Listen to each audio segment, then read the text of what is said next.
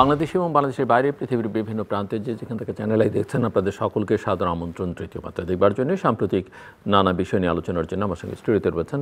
আমার বায়ে বসা আছেন বিএনপি নেতা এবং সংবিধান সংস্কার কমিশনের তিনি সদস্য ছিলেন ব্যারিস্টার মঈন ফিরোজী, বাংলাদেশ সুপ্রিম কোর্টের আইনজীবী, এবং আমার ডানে রয়েছেন বাংলাদেশ সুপ্রিম কোর্টের আরেকজন আইনজীবী, সাবেক সংসদ সদস্য এবং জাতীয় পার্টির মহাসচিব ব্যারিস্টার শামীম হায়দার পাটোয়ারি।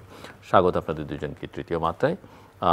অনেকের বহুল আকাঙ্ক্ষিত এবং প্রতীক্ষিত জুলাই অগাস্টের যে হত্যাকাণ্ড এবং অপরাধ, সেই সূত্র ধরে শেষ পর্যন্ত সাবেক প্রধানমন্ত্রী শেখ হাসিনা এবং তার সময়কার স্বরাষ্ট্রমন্ত্রী বিচার হয়েছে, তৎকালীন পুলিশের আইজিপিরও সাজা হয়েছে একটি মামলায় প্রথমবারের মতো জুলাই অভ্যুত্থানের পরে। সো এই মামলার রায় এবং এর বিচারের প্রক্রিয়া নিয়েও কেউ কেউ কথাবার্তা বলছেন এবং রায়ের পরের যে প্রতিক্রিয়া দেশে এবং দেশের বাইরে থেকে সেই সম্পর্কে আইনজীবী হিসেবে আপনাদের দুজনের বক্তব্য শুনতে চাই। ব্যারিস্টার মঈন ফিরোজী, আপনাকে ধন্যবাদ। এই বিচার আমাদের জাতির কাছে আমাদের একটা, বিশেষ করে জুলাই শহীদদের প্রতি আমাদের একটা দায়বদ্ধতার জায়গা, যেখানে আমরা জাতি হিসাবে যে একটা উন্নত জাতি হতে চাই, আমাদের জাতিসত্তার যে একটা বৈশিষ্ট্য আছে যে আমরা অন্যায়কে প্রশ্রয় দেব না এবং যারা অন্যায় করবে তারা একটা সময় গিয়ে পার পাবে না, এবং এই জাতি অন্যায়কে অন্যায় দিয়ে সেটা সমাধান করবে না। শেখ হাসিনা যখন আমাদের রাষ্ট্রযন্ত্র করায়ত্ত করে দেশকে জিম্মি করেছে, হাজার হাজার মানুষকে গুম খুন করে, এবং এর শেষ পর্যায়ে এসে জুলাই অভ্যুত্থানের পূর্বে হাজার হাজার ছাত্র জনতাকে যেভাবে গুলি করে মেরে তার সেই জায়গাটাকে শক্ত করার চেষ্টা করেছে, বাকশালী কায়দায় যেভাবে রাষ্ট্র ক্ষমতা দখল করে থাকার প্রবণতা নিয়ে এসে তার কাজ করেছে, সেখানে আমরা জনগণ আইনের প্রতি শ্রদ্ধাশীল হয়ে বিচার ব্যবস্থার উপরে তার বিচারের ভার ছেড়ে দিয়েছি। আমরা কিন্তু তার যে গতানুগতিক ধারা, যে আইনটা নিজের হাতে তুলে নেয়া, জনগণ কি সেটা করেনি। এই যে বাঙালির ঐতিহ্য যে আমরা অন্যায়কে অন্যায় দিয়ে করব না, আমরা ন্যায় প্রতিষ্ঠার মাধ্যমে করব। আপনার মনে আছে কি না, জুলাইয়ের আলোচনা যখন অভ্যুত্থানের আগে কোটা আন্দোলন শুরু হলো, প্রত্যেকটা বাচ্চার মুখের স্লোগান ছিল উই ওয়ান্ট জাস্টিস। এই উই ওয়ান্ট জাস্টিস, এই যে মনের অন্তরের কথা, সেটার প্রতিফলন এই রায়ের প্রক্রিয়া দিয়ে আমরা শুরু করেছি মাত্র। আমি এই রায়ের দুটো অ্যাঙ্গেলে আমি কথা বলছি। এই রায়তে শেখ হাসিনা সহ অন্যান্য, বিশেষ করে স্বরাষ্ট্রমন্ত্রীর ফাঁসি হয়েছে তৎকালীন। এটা আসলে মানুষের কাছে এখনও তৃপ্তি দিচ্ছে না। মানুষ কিন্তু আরও এর দ্বারা ঘায়ের উপরে যেন আরও কাটা ঘায়ে নুনের ছিটার মতো মানুষের প্রতিটি খারাপ যে স্মৃতিগুলো মনে পড়ে যায়। কেউ কিন্তু বলছে না যে আমরা অনেক কিছু অ্যাচিভ করে ফেলেছি, এটাতে আরও কষ্টটা বাড়িয়ে দিচ্ছে। যে একটা রাষ্ট্রযন্ত্রে যার কাছে আমার অভিভাবকত্ব, যে আমার অভিভাবক হিসেবে কাজ করবে, তারা যখন তার জনতার উপরে স্ট্রিম রোলার চালিয়েছে, তার ফাঁসির আদেশ হয়েছে, হ্যাঁ একটা আইনি প্রক্রিয়ার একটা অধ্যায় আমরা শেষ করেছি, কিন্তু মানুষের ভিতরে যে জ্বালা, মনের ভিতরে কষ্ট, যে রক্ষক ভক্ষক হয়ে আমাদের আজকে এই কাঠগড়ায় আমরা দাঁড় করাতে হলো। হাসিনা একটা সিম্বল। হাসিনার ফাঁসি কিন্তু আসলে মুখ্য বিষয় না। যে একটা মানুষকে যখন আপনি দায়িত্বের জায়গায় দেখেন, সে যখন সেই দায়িত্বের জায়গায় থেকে মানুষের উপরে অন্যায়কে চাপিয়ে দেয়, ওই বিষয়টা মানুষের কষ্টের মাত্রা অনেক দূর বাড়িয়ে দেয়। এবার আসি আইনি বিষয়ে, যেহেতু আপনি আইনজীবী হিসাবে আমাকে প্রতিক্রিয়া কথা বলেছেন। আমি মনে করি এই বিচার প্রক্রিয়াটা সরকার এবং ইন্টারন্যাশনাল ক্রাইম ট্রাইব্যুনাল যথেষ্ট চেষ্টা করেছে স্বচ্ছ করার জন্যে। এটাকে মিডিয়াতে নিয়মিত প্রচার করা হয়েছে, আসামিদেরকে আত্মপক্ষ সমর্থনের যথেষ্ট সুযোগ দেয়া হয়েছে, সরকারিভাবে একজন আইনজীবীও তাদেরকে নিয়োগ করে তাদের পক্ষে যুক্তিতর্ক দেখিয়েছে। আইন এমন একটা প্রক্রিয়া যেখানে বিচারের রেজাল্টটা মুখ্য না। আইনের সবচেয়ে গুরুত্বপূর্ণ বিষয় হচ্ছে যে আমাকে দেখতে হবে যে প্রক্রিয়াটা স্বচ্ছ কিনা এবং মানুষের যে অধিকার আছে যে আমি অন্যায় করলেও আইনের যে সাহায্য আমার পাওয়ার সুযোগ থাকা উচিত সেই বিষয়টা স্বচ্ছতা নিয়ে করা হয়েছে কিনা। আমার যথেষ্ট এই ট্রাইব্যুনালের উপরে এতটুকু আমার বিশ্বাস হয়েছে যে তারা চেষ্টা করেছে, ভুল ত্রুটি হয়তো কিছু থাকতে পারে, কিন্তু তারা এটা স্বচ্ছতা আনার চেষ্টা করেছে। এখন যে ভার্ডিক্টটা হয়েছে, এই ভার্ডিক্টের একটা মূল্যায়ন যদি আমি বলি সেটা হলো এত ওভারওয়েলমিং এভিডেন্স আছে, ভিডিও, অডিও রেকর্ডিং, সরাসরি নির্দেশনা, যে বিভিন্নভাবে অমুকের অপারেশনের কথা, বিভিন্ন মন্ত্রীকে নির্দেশ দেয়া, এবং দেখেন একজন কিন্তু রাজসাক্ষী হয়ে যিনি এই নির্দেশনাগুলো পেয়েছেন এবং পালন করেছেন, তিনি যখন রাজসাক্ষী হয়ে কথাগুলো বলেছেন, আমি আইনজীবী হিসাবে আমি এতটুকু জানি যে এভিডেন্স যখন সাফিসিয়েন্ট থাকে, ওভারওয়েলমিং থাকে, তখন জাজদের পক্ষে সেটা ইগনোর করার কোনো সুযোগ থাকে না। আইনি প্রক্রিয়াতে স্বচ্ছতা, জবাবদিহিতা এবং এই এভিডেন্সের প্রপার ইভ্যালুয়েশন যদি থাকে, অবশ্যই সেই রায়টা একটা আইনের মানদণ্ডে এটা যথেষ্ট স্বচ্ছ রায় হিসাবে এসছে।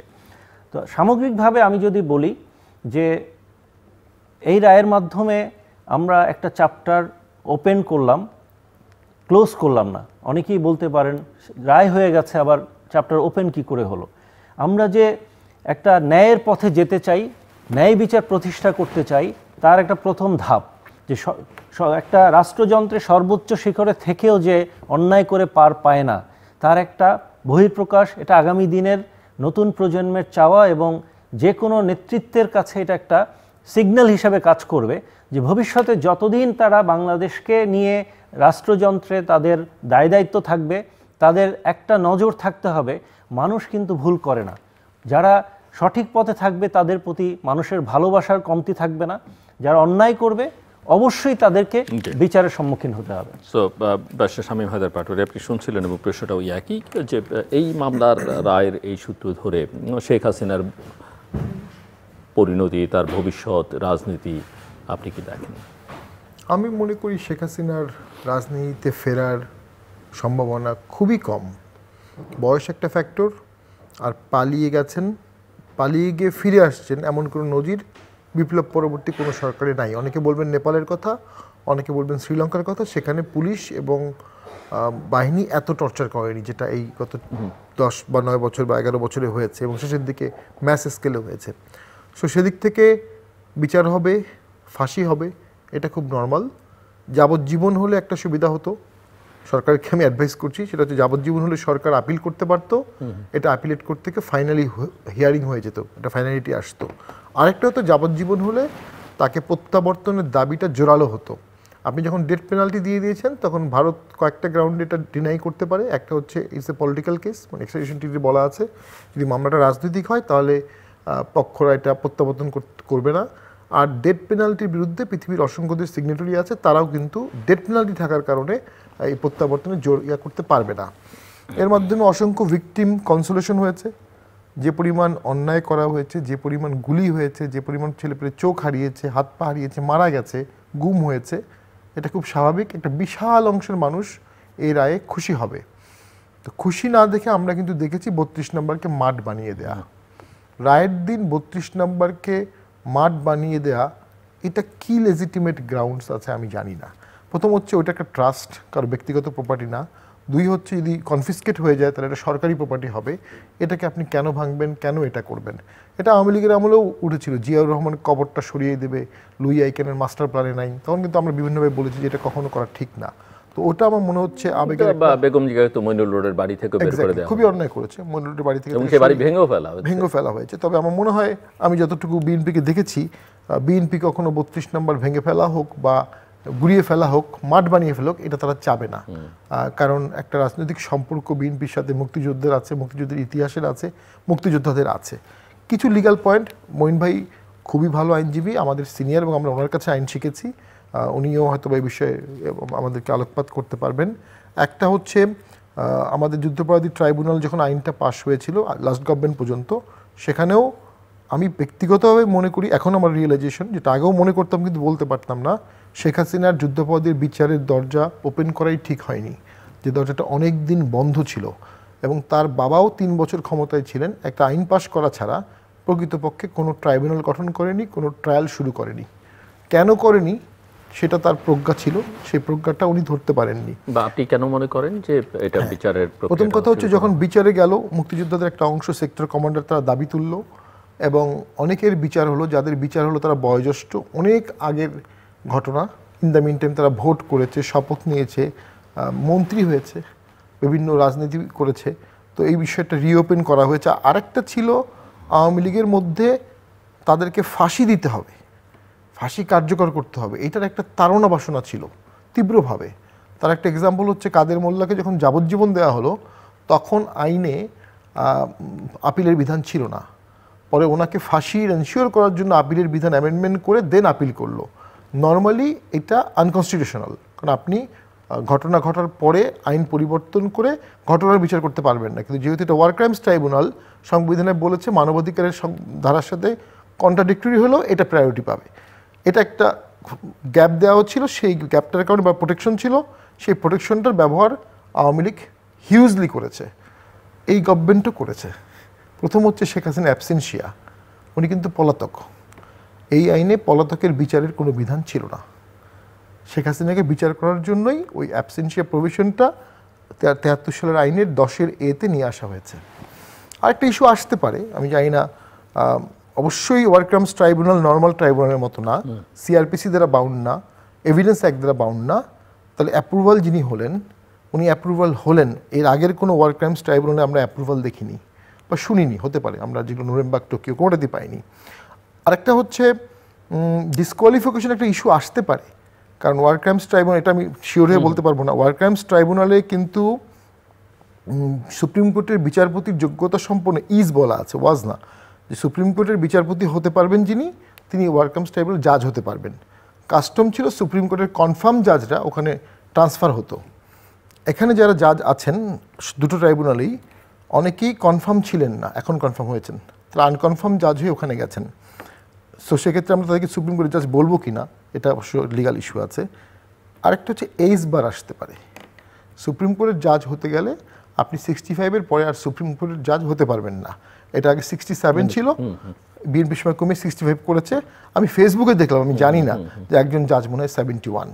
তো যদি সেটা হয়ে থাকে, ভবিষ্যতে একটা ইস্যু আসবে যে এই কোর্ট কি কোরাম নন জুডিস ছিল, ডিফেক্টিভ ছিল ফরমেশনে। যদিও আইনের একটা ধারা আছে যে ফরমেশনের ডিফেক্টের কারণে সাবস্টেন্টিভ রায় হবে না। তো কিন্তু এই ইস্যুগুলো রেইজ হতে পারে কোনো একটা সময়, বাট রেইজ কীভাবে করবে, কারণ শেখ হাসিনা তো পলাতক, উনি তো অ্যাবসেন্সিয়া, উনি তো আপিল করতে পারবেন না। আপিল করবে হয়তো বা মামুন সাহেবের বিরুদ্ধে, অ্যাপ্রুভালের বিরুদ্ধে সরকার আপিল করবে মেবি হায়ার পানিশমেন্টের জন্য, বা উনি করবেন। তো এনিওয়ে এখন এটা এক্সিকিউশনে যাওয়ার সুযোগও নেই, কারণ আপিল হবে, কেউ না কেউ তো আপিল করবে, 3 জনের মধ্যে একজন তো আপিল করবে। তো আমি এটা বলবো, সরকার পক্ষ, আমি প্রসিকিউশন পক্ষ খুবই ম্যাটিকুলাসলি সুন্দর করে কেসটা প্রিপেয়ার্ড করেছে, বেশি ঝামেলা যায়নি, বেশি আসামি দেয়নি, অডেল সাক্ষী দেয়নি, যাতে এটাকে খুব কুইক জাজমেন্ট করা যায়। একটু কুইক হয়ে গেছে, কিন্তু এর আগে যুদ্ধাপরাধী ট্রাইব্যুনালগুলো আমার মনে হয় 3-4 বছর তো লেগেছিল জাজমেন্ট হতে, এবার এটা হয়েছে। বাট এটা আমি মনে করি একটা রায় দরকার ছিল, এই কারণে আওয়ামী লীগের নিজে একটা আত্মশুদ্ধি, আত্ম উপলব্ধি দরকার ছিল, একটা রিফর্মের সুযোগ দরকার ছিল। এটা তাদেরকে একটা রিথিং করবে এবং সুযোগ করে দেবে। এবং রায়ের দিন কিন্তু দেশ অচল হয়নি, এটা কিন্তু আওয়ামী লীগকে বুঝতে হবে। এবং রিভার্স হয়েছে, রায় তো, দেশ তো অচল হয়নি, উল্টো আওয়ামী লীগের লোকজনের বাড়ি জ্বালিয়ে দিয়েছে। তো সেইটার ক্ষেত্রে আওয়ামী লীগকে বুঝতে হবে, এদেশের মানুষ একটা রিফর্ম আওয়ামী লীগ চাচ্ছে, যদি আওয়ামী লীগকে চেয়ে থাকে। এবং ঠিক গতানুগতিক রাজনীতি যেটা আওয়ামী লীগ করতো, জ্বালাও পোড়াও ব্লকেড, ঠিক সেটা দিয়ে সফল হওয়ার সম্ভাবনা যে অনেক বেশি, এটা ভাবা যাবে না। মানুষের রাগটা প্রশমন হতে হবে, আর যারা প্রচণ্ড রাগান্বিত আছে তাদেরকেও বুঝতে হবে ফাঁসির রায় হতে পারে, বিচার হতে পারে, বিচার হবেই, তারপরেও একটা দল, একটা দেশ, একটা রাষ্ট্র, একটা সার্বভৌমত্ব, একটা ম্যাপ, একটা পতাকা, এগুলোর ভ্যালু অনেক বেশি। এগুলোকে রক্ষা করতে গেলে ইনক্লুশন লাগবে, অন্তর্ভুক্তি লাগবে, সহাবস্থান লাগবে অ্যাট সাম পয়েন্ট। আদারওয়াইজ একটা সময় রাষ্ট্র ব্যবস্থা ভেঙে পড়বে। কাল রায়ের দিন যে ভাষায় পুলিশের সাথে কথা বলা হয়েছে, যে ভাষায় আর্মির সাথে কথা বলা হয়েছে, এবং সম্পূর্ণ অযাচিতভাবে পুলিশ এবং আর্মি কোনো অন্যায় কাজ করেনি, তারা একটা ইলিগাল কাজকে ঠেকানোর চেষ্টা করেছে এবং শক্তির সর্বনিম্ন প্রয়োগ করে ধাপে ধাপে শক্তি বাড়িয়েছে প্রোটোকল অনুযায়ী। সেই আর্মিকে যেভাবে গালি দেওয়া হলো, এটা তো সোভারেন্টি থাকবে না এক সময়। জি, বাসিমান ফিরোজী, আমার প্রশ্নের চাইতে ওনার কথার প্রেক্ষিতে উনি আপনার জন্য কিছু আলোচনার জি সুযোগ রেখেছেন। কিছু মানুষ থাকে তাদের আবেগকে কন্ট্রোল করে না, এটাকে কোনোভাবেই আমরা সাপোর্ট করব না।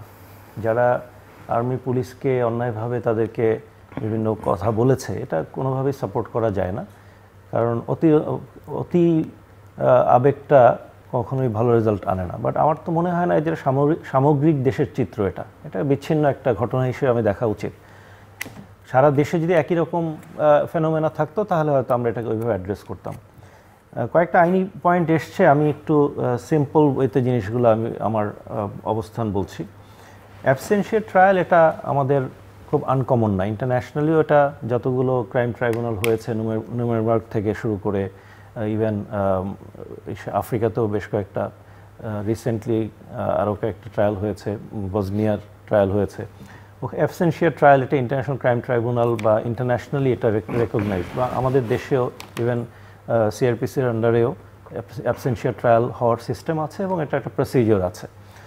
এখন প্রসিজিওরাল লটা কিন্তু সাবসিকুয়েন্টলি অ্যামেন্ড করা যায়, যদিও কিছু কিছু ক্ষেত্রে উনি রাইটলি বলেছেন যে অ্যাপিলের প্রভিশনটা ইনক্লুড করলে এটার যে নর্মাল একটা প্রথম থেকে আমার এক্সপেকটেশন সেটাকে ডেভিয়েট করা যায়, কিন্তু টেকনিক্যাল বিষয়গুলো কিন্তু কারেকশন করার সুযোগ আছে। সুপ্রিম কোর্ট জাজ কনফার্ম হোক আনকনফার্ম হোক, উনি একবার ওথ নিয়ে যখন বসেন ওনার প্রত্যেকটা রায় কিন্তু মানতে বাধ্য। উনি যেই মুহূর্তে একজন অ্যাডহক জাজ হিসেবে অ্যাপয়েন্টেড হন, সেই মুহূর্তে থেকেই সুপ্রিম কোর্টের যে বিভাগে উনি অ্যাপয়েন্টেড, হাইকোর্ট বিভাগে অ্যাপয়েন্টেড হলে ওনার কনফার্ম হোক বা না হোক, তিনি ওই শপথের পর থেকেই কিন্তু একজন বিচারক হিসেবে ওনাকে ট্রিট করা হয়। সুতরাং নিয়োগটা যদি নিয়ম বহির্ভূত হয়, যেমনটা বয়সের প্রশ্ন তুললেন, আমি এটা জানি না কারো 71 আছে কিনা, আমি জানি না, হয়তো সার্টিফিকেটে অন্যরকম থাকতে পারে। পাবলিক আমাদের একটা সময় ছিল যে বয়সের আমাদের বার্থডে দুটো হয় ইউজুয়ালি, এটা একটা কমন প্র্যাকটিস বাংলাদেশে অনেক ক্ষেত্রেই, বিশেষ করে এই সরকারি চাকরি পাওয়ার একটা টেন্ডেন্সি একসময় ছিল, এই জন্যে রিয়েল বয়সটা অংশ হাইড করতো। আমি জানি না 71 হলে তাকে তো জাজ হিসাবে অ্যাপয়েন্ট করা এটার কোনো সুযোগই নেই। যদি এরকম কিছু হয়ে থাকে এটা definitely it's a big issue, এটা নিয়ে অবশ্যই আমিও কনসার্ন যদি এরকম কিছু রিয়েলি হয়ে থাকে। এর বাইরে উনি যেটা বলেছেন যে ডেফিনেটলি প্রসিকিউশনকে অবশ্যই এটা অ্যাপ্রিসিয়েট করতে হয়, ম্যাটিকুলাসলি করেছেন পুরো প্রক্রিয়াটা। এখন রায়ের বিষয়টা যেটা আমি যেটা ফিল করি, ইন্টারন্যাশনালি হয়তো আপনি বলতে পারেন যে ডেথ পেনাল্টি অনেক দেশে নেই এবং অনেক দেশ এটা কিন্তু অ্যামনেস্টি ইন্টারন্যাশনাল থেকে শুরু করে অনেকে এটা কন্ডেমও করেছে। এটা একটা মানে ক্যাচ 2020, এটা নিয়ে শত বছরের ডিবেট, ডেথ পেনাল্টি পক্ষে বিপক্ষে সারা পৃথিবীতে এই ডিবেট এখনো থেমে নেই। আমার কাছে যেটা মনে হয়, এই বিচারটা কি আপনি শুধু একটা কেউ একজনকে হত্যা করলো তার বিচার করলাম ফাঁসি দিলাম, ওই আঙ্গিকে এটা দেখব না আমি। এটাকে শুধু যাবজ্জীবন দেব না ফাঁসি দেব সেটা না, এটা একটা সিম্বলিক ভ্যালু আছে। শেখ হাসিনার বিচার হচ্ছে, এটা কিন্তু শুধু আইন না, এটা শুধু বিচার না, এটা একটা প্রথমত একটা অ্যাঙ্গেল হচ্ছে যে সাধারণ মানুষের যে তার ক্ষোভের বহিঃপ্রকাশ, যে একটা লোক এত বছর ধরে আমাদেরকে সাপ্রেস করে এক ধরনের ত্রাসের রাজত্ব কায়েম করে রাষ্ট্রযন্ত্রকে ব্যবহার করে, আমি যদি ব্যক্তিগতভাবে ত্রাস করি সেটা এক মাত্রায় এটাকে আসে, যেমন রাষ্ট্রযন্ত্র সব ক্ষমতা আপনার হাতে, রাষ্ট্রের সমস্ত উইংগুলো আপনার হাতে, সেটাকে ব্যবহার করে যখন আপনি সন্ত্রাস কায়েম করবেন, সেটার মাত্রা যে কত ভয়াবহ এটা আমরা হারে হারে টের পেয়েছি। বিশেষ করে এখন হয়তো আমরা খুব ওপেনলি ডিসকাস করছি, ওপেনলি কথা বলছি, আমার বন্ধু স্বীকার করবেন, আওয়ামী লীগের সময় আমরা অনেক সময় চুপে চুপে কানে কানে কথা বলতে ভয় পেতাম যে কোন দিক দিয়ে কোন তথ্য চলে যায় এবং কাকে উঠিয়ে নিয়ে চলে যায়। এটা কিন্তু অ্যাক্রস দ্য কান্ট্রি একই অবস্থাটা ছিল, এটা ভয়াল রাজত্ব এবং একটা আতঙ্কের রাজত্ব তৈরি হয়েছিল। এই কারণে মানুষের কাছে হাসিনাকে বিচার করা যায় এই জিনিসটি একটা বড় পাওয়া, নাম্বার ওয়ান। নাম্বার টু হচ্ছে যে আমি যেটা একটু আগে বললাম যে এটা ভবিষ্যতের জন্য একটা বড় ধরনের একটা সিগন্যাল, বড় ধরনের একটা নেতৃত্বে যারা আসবে, রাষ্ট্র ক্ষমতায় যারা আসবে, তাদের জন্য কিন্তু আলটিমেটলি এই রায়টা একটা ইতিহাস হয়ে থাকলো যে আপনি অন্যায় করেছেন, পুরো এন্টায়ার কান্ট্রির সমস্ত সিস্টেম, সব ব্যুরোক্রেসি, পুলিশ, আর্মি থেকে শুরু করে আপনার প্রাইভেট বাহিনী, ছাত্রলীগ, যুবলীগ থেকে শুরু করে সমস্ত গুন্ডা বাহিনী, সবাইকে কালেকটিভলি নিয়ে দেশে যে অন্যায়ের রাজত্ব করেছেন, হাজার হাজার মানুষ। আমি অ্যাকচুয়ালি জুলাই যোদ্ধাদেরকে আমি অনেক উপরে স্থান দেই, কিন্তু আমি একটা গ্রুপ যাদের ব্যাপারে আমরা কম আলোচনা করি, হয়তো কিছু ভিডিও আমাদের আছে, যারা এখনও হারিয়ে গেছে, যাদেরকে এখনও হদিস নেই, যে লাশগুলো খুঁজে পাওয়া যায়নি। এই যে একটা বিশাল জনগোষ্ঠী যার মা বাবা এখনও আশায় আছে, হয়তো আমার ছেলে এক সময় ঘরে এসে আমাকে মা বলে ডাক দেবে, এই যে শত শত মার সন্তানহারা মায়ের হদিস নেই, এই গ্রুপটার যে আর্তনাদ, এই জিনিসটার একটা সাংঘাতিক একটা ভ্যালিউ এই রায়ে এসছে। তার যাবজ্জীবনও আমার কাছে বিষয় না, তাকে ফাঁসি কাস্টে ঝুলানোটাও আমার কাছে ম্যাটার করে না। কয়বার ফাঁসি দেন আপনার? এখানে অন্তত 2-3 হাজার তো শহীদ হয়েছে, তাদের প্রত্যেকটাই তো হত্যা মামলা। তো 2-3 হাজার বার ফাঁসি দিলে তো শেষ হবে না। কিন্তু সিম্বলিকলি মানুষের কাছে এটা আসলো যে এরকম একটা, আমি খুব খারাপ একটা শব্দ ব্যবহার করি, যে ডাইনির মতো সয়ার হয়েছিল এখানে আমাদের জনগোষ্ঠীর উপরে, এরকম একটা মানুষকে আমরা বিচার করেছি। এবং ভবিষ্যতে এরকম অন্যায় কেউ করলে 10 বার তাকে চিন্তা করতে হবে, এই একটা মেসেজ কিন্তু সোসাইটিতে তৈরি হয়েছে। শুরুতে আমি একটা কথা বলেছিলাম যে আমরা খুব সাধারণ মানুষরা কিন্তু আমরা খুবই সহজ সরল, আমাদের ভিতরটা কিন্তু খুব পরিষ্কার। আমরা হয়তো অনেক সময় জোরে কথা বলি, আমরা ঝগড়া করি, কিন্তু আমাদের মনটা খুবই পরিষ্কার। আপনি গ্রামের মানুষের কাছে দেখবেন, গ্রামের মানুষের সরলতা আসলেই, হয়তো তাদের চলাফেরা অনেক সময় মনে হয় যে তারা অ্যাগ্রেসিভ, বাট ভিতরটা সহজ সরল। এই সহজ সরল মানুষের কাছে এই মেসেজটা চলে গেছে যে আমাদেরও এক শক্তি আছে, আমাদেরও পাওয়ার আছে। আমাদেরকে বুটের লাথি দিয়ে সাপ্রেস করে যে 17 বছর যেভাবে দাবিয়ে রেখেছিল, চাপিয়ে রেখেছিল, এখান থেকে আমরা সহজ সরল মানুষও আমরা এই রেজিলিয়েন্স জাতি হিসাবে আমরা নিজেদেরকে প্রকাশ করতে পেরেছি, এবং সেইখান থেকে আমরা আবার দাঁড়িয়েছি। ব্যারিস্টার শামীম হায়দার পাটোয়ারী, এবং এই মামলার সূত্র ধরে যেহেতু নির্বাচনের একটা ঘোষণা আছে ফেব্রুয়ারি মাসে, এবং অনেকেই নির্বাচনী তৎপরতাও শুরু করে দিয়েছেন, আপনি কি দেখেন এর কোনো সম্পর্ক নির্বাচনের উপরে কোনো প্রভাব ফেলছে, কিংবা নির্বাচন ফেব্রুয়ারিতে হচ্ছে কি হচ্ছে না, হলে কেমন নির্বাচন হচ্ছে?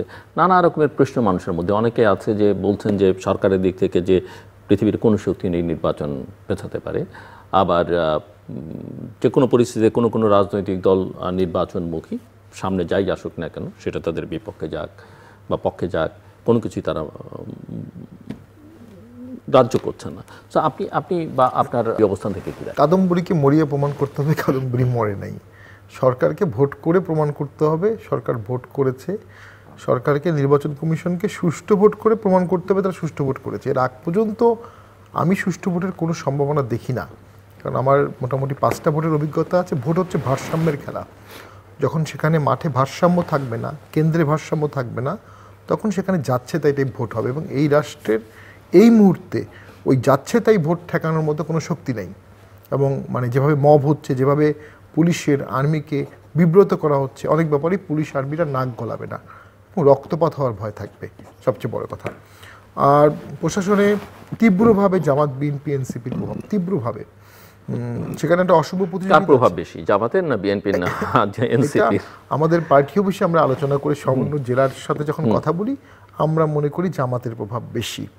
আমরা মনে করি এনসিপির যে প্রভাব আছে সেটাও জামাতেরই প্রভাব। আমার রাজনৈতিক ক্ষুদ্র অ্যানালাইসিসে মনে হয় এনসিপি, এবি পার্টি, জামাত বা অনেক ক্ষেত্রে গণ অধিকার পরিষদের একই সূত্রে কথা, কিছুটা ভ্যারিয়েশন আছে, বাট মেইন ভোট ব্যাংকটা একটাই। তারা মানে জামাতের এক্সটেন্ডেড ভার্সন, তারা মেইন ভোট ব্যাংক একটাই, বাট তারা বিভিন্ন ফেস করে প্রায়োরিটি পাচ্ছে, ভিজিবিলিটি বাড়াচ্ছে, বারবার আসতেছে এবং আসনও বাড়বে এই কারণে হয়তোবা। তো ঠিক আছে, এটাদের কৌশলগত অবস্থা, এটা কোনো অন্যায় কিছুও না, বাট এটা আমার একটা অবজারভেশন। নাও ভোটে করতে গেলে প্রথম হচ্ছে, যদি ভোটটি 11 তারিখে হয়ে থাকে বা ফেব্রুয়ারি 5 তারিখে হয়ে থাকে, আজকে নভেম্বরে কেন ভোট হবে কিনা জিজ্ঞেস করতে হচ্ছে।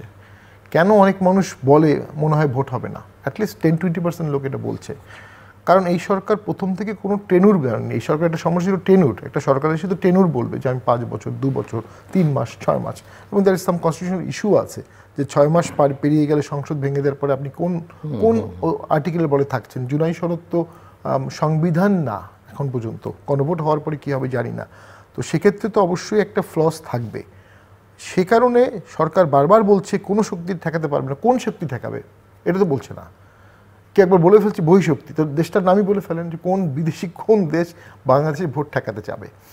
আমি মনে করি সরকার খুব ভালো মতোই বুঝতেছে একটা 42,000 সেন্টারে ভোটের প্রস্তুতি তাদের নাই, এবং ভোটের দিন লেজে গবরে হতে পারে, অথবা অত্যন্ত সাংগঠনিকভাবে শক্তিশালী দল জামাত ইসলামী ভোটের দিন জামাত ইসলামী খুব নিয়ন্ত্রিতভাবে ভোট করতে পারে, এবং কন্ট্রোলটা জামাত ইসলামীর থাকবে। ওই শৃঙ্খলার মধ্যেই কন্ট্রোলটা থাকার সম্ভাবনা আছে। হোয়াটস অ্যাবাউট বিএনপি?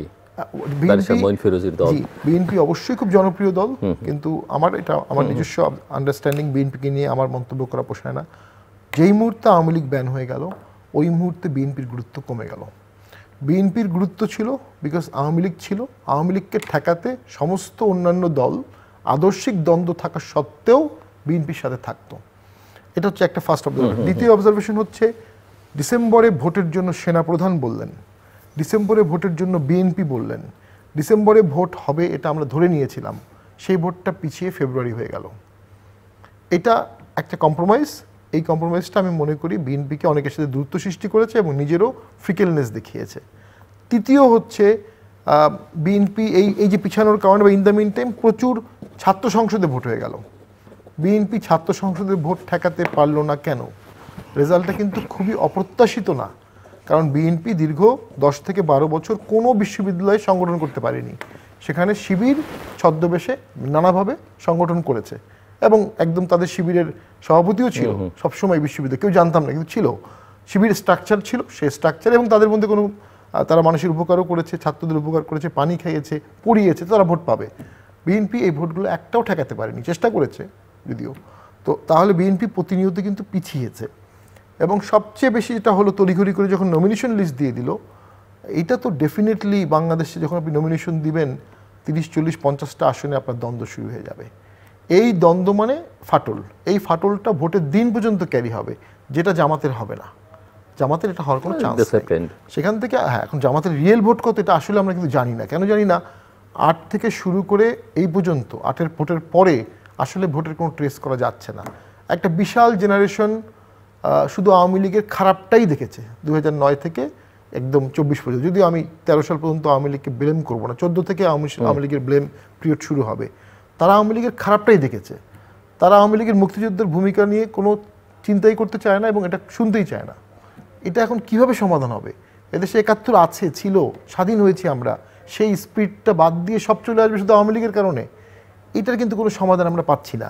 এই ইয়াংদের কাছে আমরা দেখি মুক্তিযুদ্ধ নিয়ে তাদের শ্রদ্ধাবোধ নাই, ওটা দেখেনি স্বাভাবিকভাবেই। আর এই সরকারকে হটিয়ে ফেলার কারণে ইউথরা এম্পাওয়ার্ড, হিউজলি এম্পাওয়ার্ড, এবং আমি বলবো অনেক ক্ষেত্রে এটা ব্যাকফায়ারও করছে, কারণ এই পাওয়ারটা ক্যারি করার মতো ক্যাপাসিটি বা কামনেস অনেকের নাই। এই যে বিশাল একটা ভোট ব্যাংক, যারা 9 সালে যার বয়স ছিল 4 বছর, এখন সে ভোটার। 9 সালে যার বয়স ছিল 10 বছর, এখন তার বয়স হচ্ছে 32 বছর বয়স। তার মনের মধ্যে কি আছে?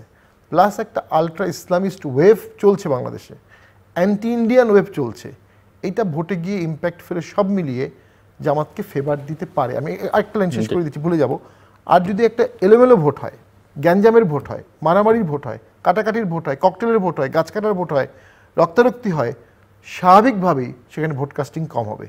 যখন ভোট কাস্টিং কম হবে তখন ন্যাচারালি সেখানে জামাতের অ্যাকচুয়াল কাস্টিং হবে, আর কোনো দল তাদের সব ভোটারকে কাস্টিং করাতে পারবে না, তখনও জামাত এগিয়ে যেতে পারে। সো ব্যারিস্টার মঈন ফিরোজ, আপনি শুনছিলেন, এবং এই নির্বাচনের আলোচনার মধ্যে আরেকটা প্রসঙ্গ আছে অত্যন্ত গুরুত্বপূর্ণ, এটা হচ্ছে জুলাই চার্টারের ইস্যু। এবং এই জুলাই চার্টার নিয়ে আপনার দলের প্রতিক্রিয়া আমরা দেখেছি যে এটা শেষ পর্যন্ত যেভাবে সাবমিট করা হয়েছে, স্বাক্ষর এক রকম হয়েছে, রিপোর্ট আরেক রকমের গেছে, এখন আবার এটাকে নিয়ে এক ধরনের একটা আদেশ জারি করা হয়েছে, গণভোট আপনারা যেভাবে চেয়েছেন সেভাবে বলা হচ্ছে। কিন্তু আমরা জামাত, বিএনপি এনসিপি কেউই আবার খুব যে একটা খুশি সেটাও মনে হচ্ছে না। সো এটাও আসলে নির্বাচনের সঙ্গে সম্পর্কিত যে শেষ পর্যন্ত এই ইস্যু কীভাবে নির্বাচনকে ওনারা আসলে কিসে খুশি হবেন? আমাকে প্রথম প্রশ্ন হচ্ছে জামাত, এনসিপি, ওনারা বোধহয় মানে কোনো কিছুতেই খুশি হবেন এ ধরনের মানসিকতা নিয়ে কোনো আলোচনায় আসেননি বা কোনো প্রক্রিয়াতেই আসেননি। যেমন আপনি নিজেও তো এই প্রক্রিয়ার মধ্যে একটা সময় পর্যন্ত ছিলেন। নির্বাচনের বিষয়ে অল্প কটা কথা বলে আপনার এই প্রসঙ্গে আসি। ডেফিনেটলি একটা আশঙ্কা আছে, এটা আমার দলেরও আশঙ্কা আছে। উনি যেটা বলেছেন এটা উড়িয়ে দেওয়ার মতো না। কারণ প্রথমত এই সরকার নির্বাচনটা যে প্রক্রিয়াতে আগাচ্ছেন, একটা প্রস্তুতি যখন ইলেকশন কমিশনের থাকে তার একটা ভিজিবিলিটি থাকে। আপনি যখন দেখবেন আপনার টোটাল রাষ্ট্রযন্ত্র সিস্টেমটা একটা সিনক্রোনাইজড ওয়েতে কাজ করে নির্বাচনের সময়। বিশেষ করে যখন দেখবেন ক্যাটেগরি গভর্নমেন্ট যখন ছিল অতীতে, তখন কিন্তু এন্টায়ার ব্যুরোক্রেসি অনেকটাই নিজেদেরকে নির্বাচনমুখী হিসেবে থাকায় তারা কিন্তু অনেকটা নিউট্রাল একটা সেন্সে এসছিল দুটো ক্যাটেগরি গভর্নমেন্টের সময়। এবং বরাবরই আমরা ইলেকশনের একটা দামামা থাকে, মানুষের মধ্যে একটা মানে সেই আকর্ষণ থাকে যে আমরা ইলেকশনের প্রস্তুতিতে যাচ্ছি। এই সরকারের কার্যক্রম দেখে মনে হচ্ছে যে ইলেকশনটা একটা অনেক শতটা এজেন্ডার একটা এজেন্ডা। হ্যাঁ, ইলেকশন যে প্রায়োরিটি, বিশেষ করে আপনি দেখবেন ইলেকশন গভর্নমেন্টের, যদি আমি নভেম্বর ধরি, এখন ইলেকশন গভর্নমেন্টের টেনিউর শুরু হয়ে গেছে। নভেম্বর, ডিসেম্বর, জানুয়ারি, ফেব্রুয়ারিতে ইলেকশনই হচ্ছে। তাহলে সেই ক্ষেত্রে 3 মাসের টেনিউর কনস্টিটিউশনের কনটেক্সটও যদি বলি, তারা কিন্তু এখন ইলেকশন গভর্নমেন্ট, এখন কিন্তু আর তারা রেগুলার গভর্নমেন্ট না। কিন্তু তারা এখনও চিটাগাং পোর্টকে বিদেশের হাতে দিচ্ছে, এখনো কিন্তু অনেক ধরনের অ্যাক্টিভিটিস করছে। আবার ইলেকশন করবে এমন ক্যান্ডিডেট সরকারে আছে, কিন্তু সরকারে আছে, এটাই একটা মানে অবাস্তব একটা বিষয়। সেই জন্য ওনাদের কিন্তু এইসব জায়গায় আপনার দলকে তো খুব একটা সোচ্চার সরব দেখা যাচ্ছে। আমাদের দল যথেষ্ট এটা নিয়ে কনসার্ন এবং কথা বলছেন।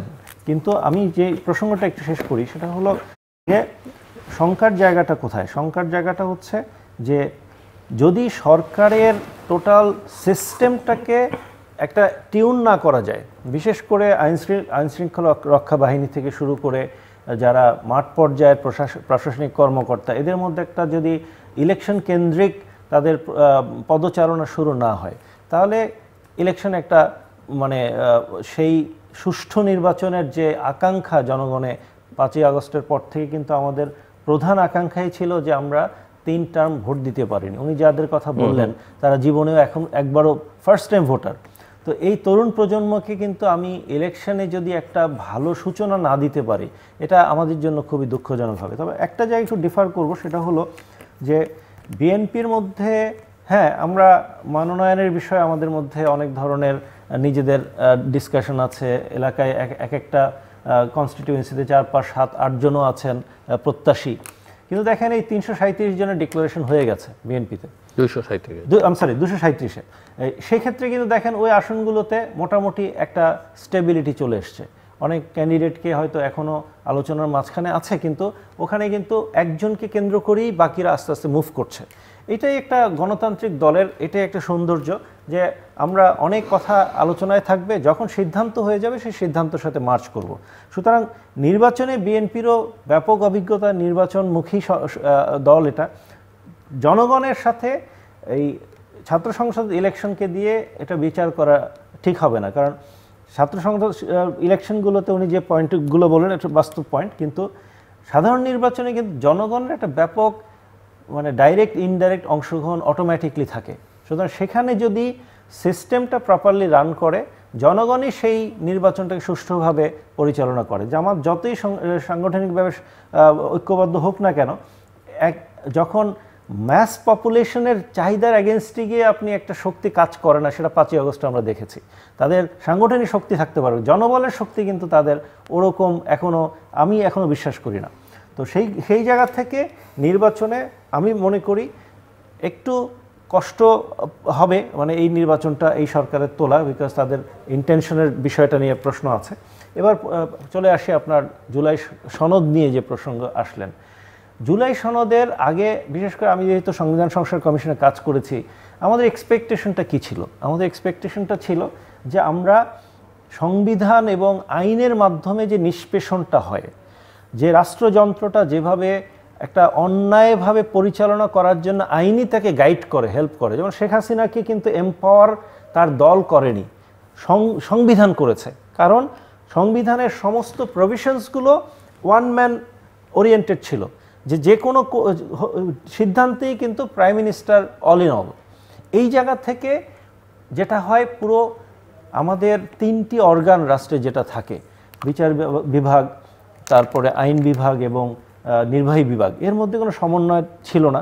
আমাদের মুখ্য উদ্দেশ্যই ছিল যে ভবিষ্যতে গণতন্ত্রকে যদি সুসংগঠিত করতে হয়, সাংবিধানিক প্রভিশনসগুলোর মধ্যে সমন্বয়টা আসতে হবে এবং এখানে একক ব্যক্তির সেই সর্বময় ক্ষমতা, ডিক্টেটোরিয়াল পাওয়ার যাতে আইনে না থাকে, এটা একটা মুদ্রা কথা আমাদের ছিল। সেই কনটেক্সটে যদি জুলাই সনদের আপনি ডিসকাশনের জায়গাটা দেখেন, সব দল এক জায়গায় বসে আলোচনা করেছে, একটা সুন্দর প্রক্রিয়ার মাধ্যমে 9টা মাস পার করেছে, কিন্তু তীরে এসে তরি ডোবার মতো অবস্থা হয়েছে। ঐক্যমত্য কমিশন চমৎকার অ্যারেঞ্জমেন্ট করেছে, সবাইকে এক টেবিলে বসিয়েছে, এক টেবিলে বসে খাইয়েছে, যেটা আমাদের রাজনীতিক সংস্কৃতিতে নতুনত্ব। যখন আমাদের এতগুলো রাজনৈতিক দল এক টেবিলে বসে 9 মাস আলোচনা করবে, এটা অকল্পনীয় ছিল, যেখানে একদিন আলোচনা করাটাই একটা মিডিয়ার বড় নিউজ ছিল একসময়। সেই প্রেক্ষাপটে আমাদের ঐক্যমত্য কমিশন যে রেকমেন্ডেশনসটা দিল, সেখানে ওনারা কমপ্লিটলি সবার যে ইচ্ছার প্রতিফলনের বাইরে গিয়ে ওনারা কিছু রেকমেন্ডেশন দিয়ে দিল। বিশেষ করে দেখেন, ঐক্যমত্য কমিশনের প্রথম অধিবেশনে আমাদের প্রধান উপদেষ্টা যেটা বলেছিলেন যে আমরা এক ধরনের ফ্যাসিলিটেটর, আপনারা ডিসকাস করবেন, আপনারা ঐক্যমতে আসবেন, দ্বিমত করবেন, আমরা জাতির সামনে সেটা তুলে ধরবো, আপনারা যেটা মিল হবে আমরা সেটাই বাস্তবায়ন করব। লাস্টে গিয়ে কী করলো, অমিলের জায়গা তো কিছু থাকবে।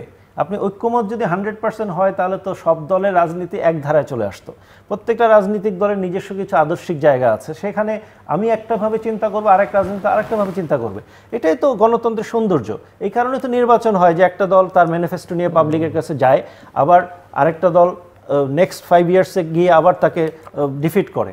তো এই প্রক্রিয়ার মধ্যে ঐক্যমত্য কমিশন যেটা করলো, যে লাস্টে গিয়ে ওনারা এমন সব রেকমেন্ডেশন দিয়ে দিল, যে রেকমেন্ডেশনগুলোতে বিশেষ করে যে নোট অফ ডিসেন্টের নামে যে পয়েন্টসগুলো ছিল, সেগুলো কিন্তু এই ঐক্যমত্য ডকুমেন্ট, যেটা জুলাই সনদের একটা অংশ, জুলাই সনদের 2টো অংশ ছিল। একটা হচ্ছে যেগুলো আমরা একমত হয়েছি, আর যেগুলো ভিন্নমত ছিল।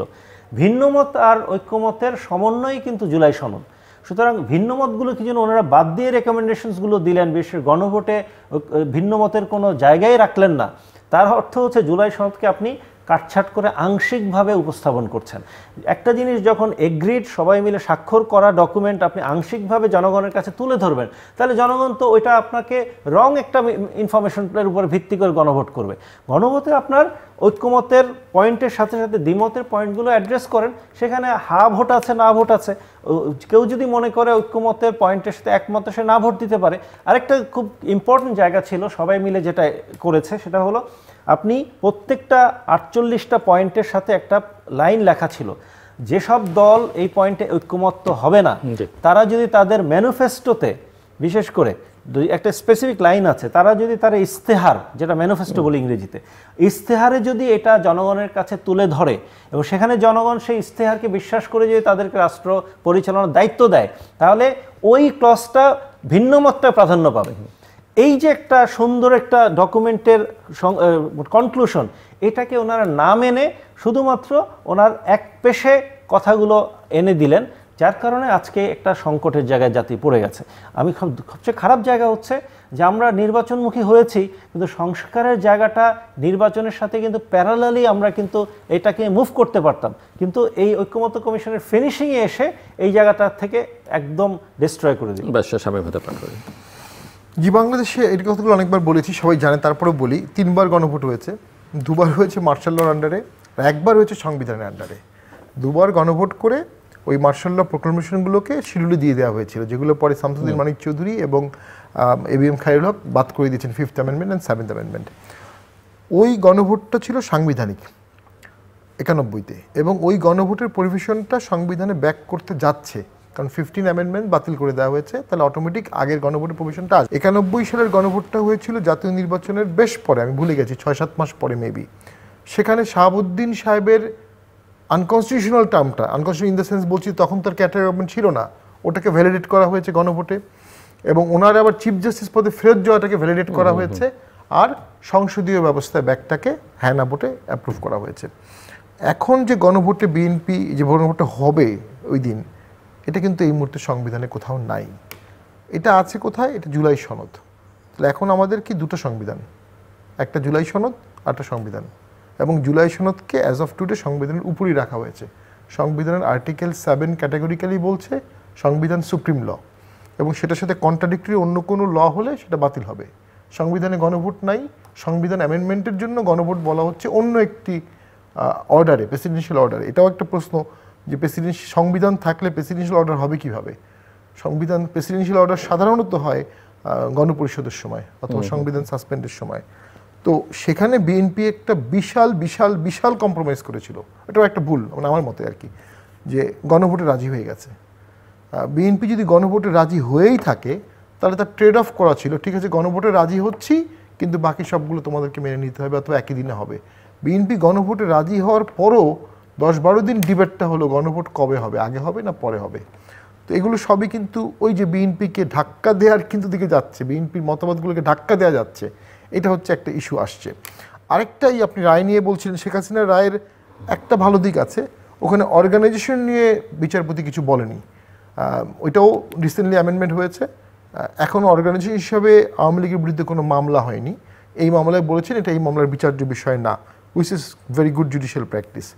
এখন বাংলাদেশের ইস্যু হচ্ছে এই রিজনাল এরিয়াতে অজিত দোভালের সাথে খলিলুর সাহেবের মিটিং, পুরো ফেসবুক ভেসে গেছে কি মিটিং হবে।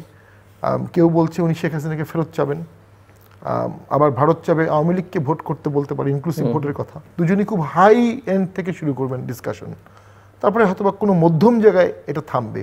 কোনো মধ্যম জায়গায় এটা থামা উচিত, তা না হলে দেশের ক্ষতি হবে এবং বাংলাদেশে লং টার্ম ইনস্টেবিলিটি কনফ্লিক্ট আসতে পারে। গাজা হতে পারে বাংলাদেশ, কাশ্মীর হতে পারে বাংলাদেশ। এবং 1953-তে ফিডেল ক্যাস্ট্রো একটা মুভমেন্ট করলেন, ওটা ফেল হলো কিউবাতে, বাতিস্তা গভর্নমেন্ট তখন ছিলেন। 59-এ উনি সফল হলেন, চে গুয়েভারা সহ উনি পোর্টে ল্যান্ড করলেন, দুইজন বিচ্ছিন্ন হয়ে গেলেন। 6 মাস যুদ্ধ করতে করতে ফিডেল ক্যাস্ট্রো এবং চে গুয়েভারা এক হলেন এক জায়গায়। ওটা একটা ঐতিহাসিক ঘটনা যে দিনটা।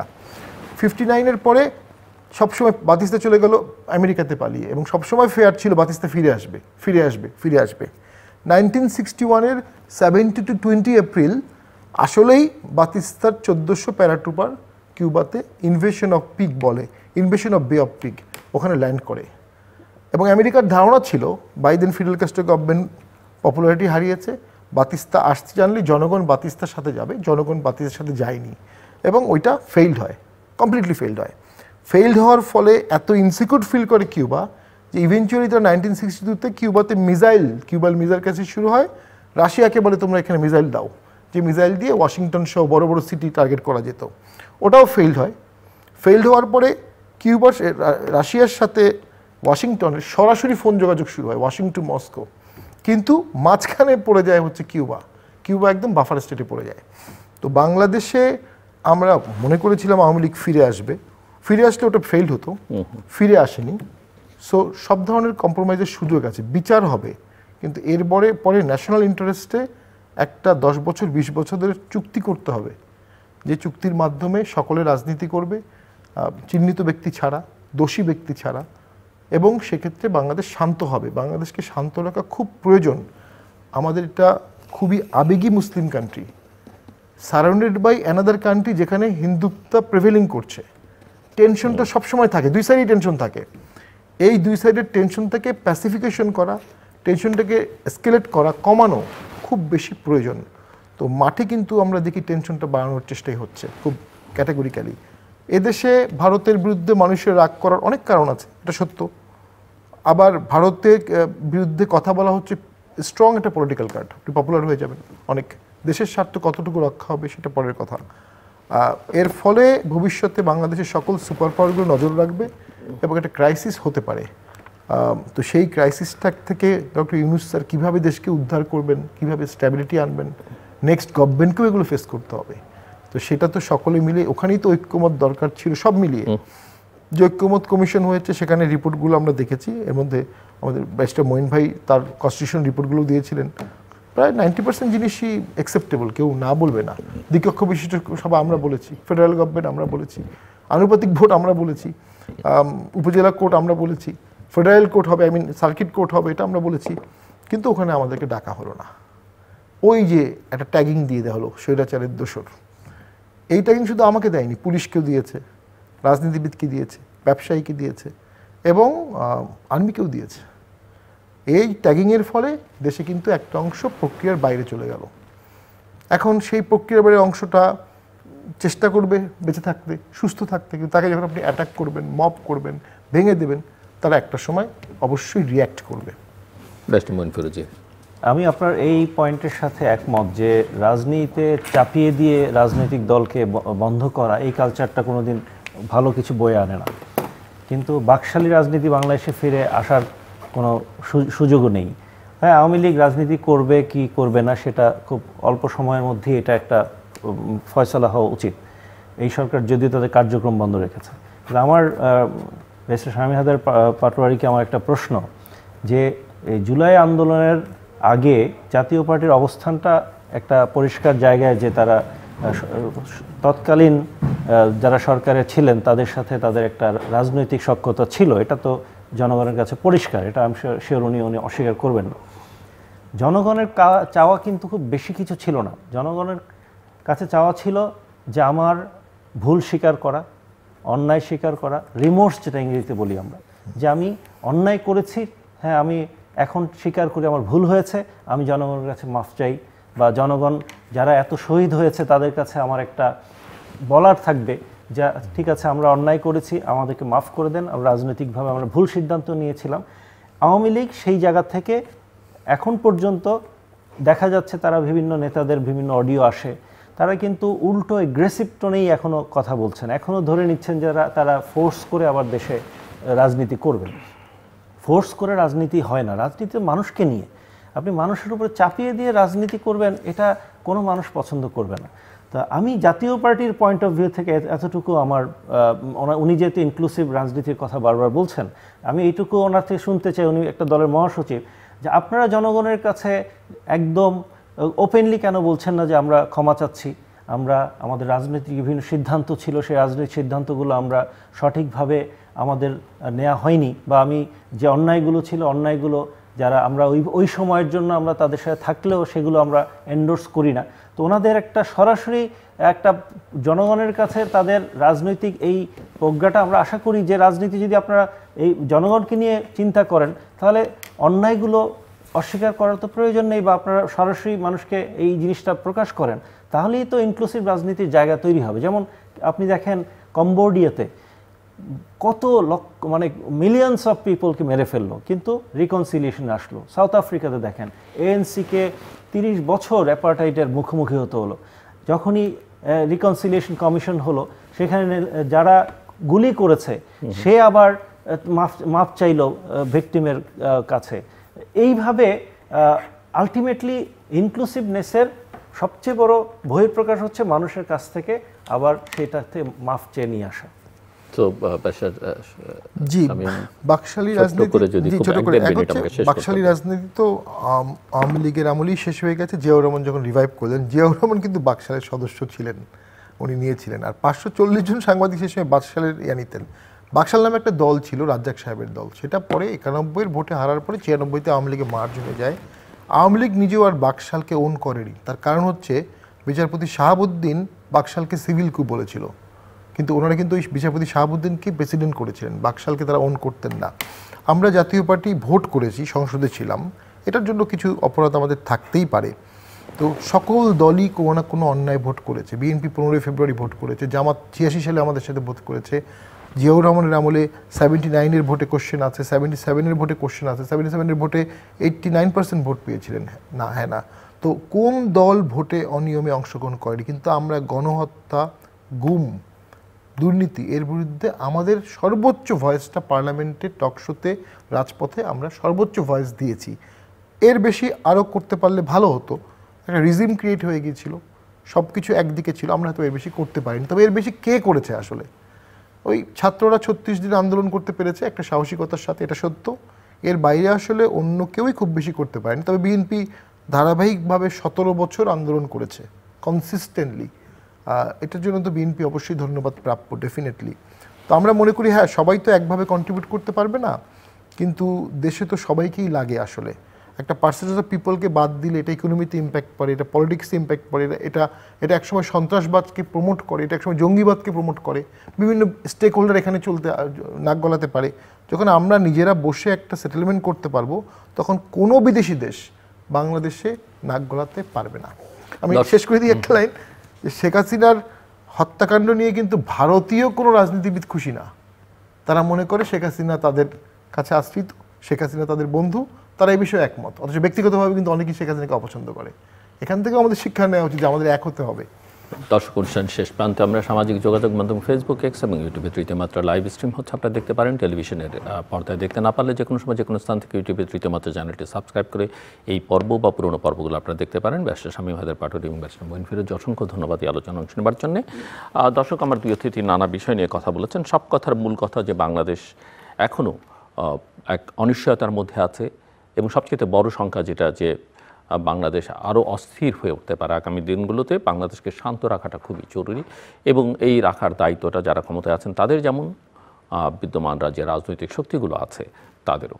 আমরা শান্তি চাই, এবং অবশ্যই দেশের অগ্রযাত্রা সুনিশ্চিত হোক, উন্নয়ন অব্যাহত থাকুক, সেটি আমরা চাই। এবং উন্নয়ন বলতে শুধুমাত্র অর্থনৈতিক উন্নয়ন না, রাজনৈতিক উন্নয়নটা আমাদের জরুরি। আমাদের সঙ্গে থাকবার জন্য অসংখ্য ধন্যবাদ। আপনাদের সবার জন্য শুভকামনা।